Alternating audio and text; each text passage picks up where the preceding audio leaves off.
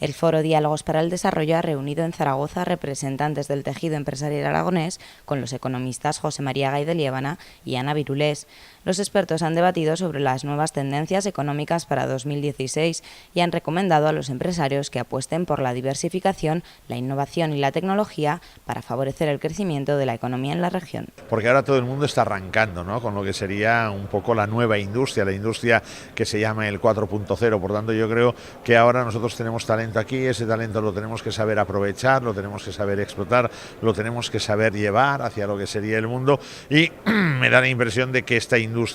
es importante. Por tanto, la reindustrialización no es que esté pensando en chimeneas, en fábricas, ni mucho menos, sino simplemente estoy pensando en lo que es subirse al carro de lo actual, con la robotización, automatización, digitalización. El crecimiento español debe evolucionar hacia un modelo del siglo XXI, enfocado en la nueva industria y en la era digital. Se debe otorgar una mayor importancia al talento, la creación y la innovación, apostando por la mejora del sector tecnológico. Que el mundo ha cambiado y como no nos lo tomemos en serio, pues nos vamos a quedar atrás. Y cuando decimos que ha cambiado, todos lo decimos, pero es que hay que tomar decisiones que afectan al día a día de las empresas, al día a día de las personas, empezando por cambiar la manera de hacer las cosas, la manera de atender a los clientes, de atender a los proveedores, saber que el mundo es global, que la digitalización está aquí para quedarse y que además